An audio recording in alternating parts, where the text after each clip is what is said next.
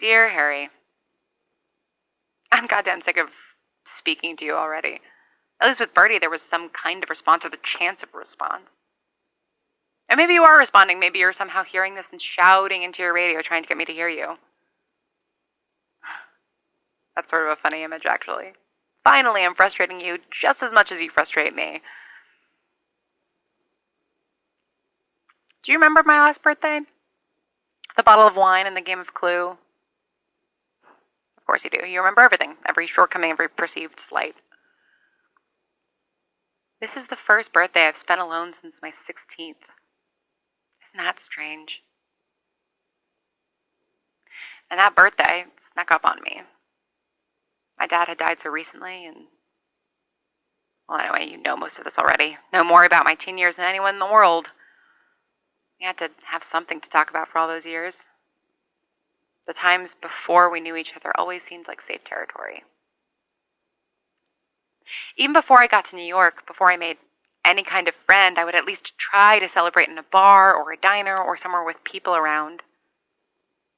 And then there were those years where I did have friends, even if they were fair weather ones, and then there was you, and it's hard to have a birthday party and not invite the person you live with, and sometimes I think, well, we had fun sometimes, right? Celebrating things. Anyway, it's strange to be alone now. Stranger today than all the other days, though I can't really explain why. There's no difference in this day, not really. I'm not sure what I expected in choosing Vegas to spend my birthday. It isn't like I can play any of the games on my own or catch a show or go to a steakhouse, but it seems festive.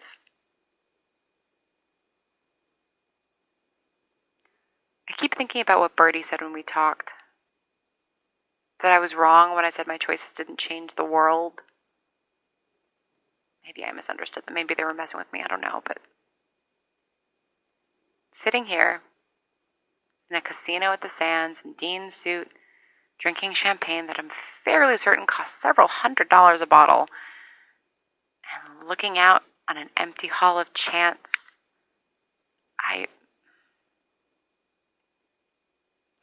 Chance and choice, the only forces in the universe. I have made a series of choices that have brought me here. You made a series of choices that pushed me here.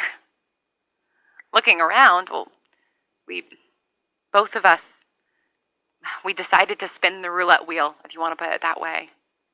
But we don't decide where the ball lands. We have free will, but everything's a game of chance at the end of the day.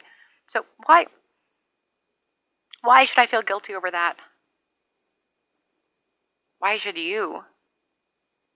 I mean, there are other reasons you should feel guilty, but not for that.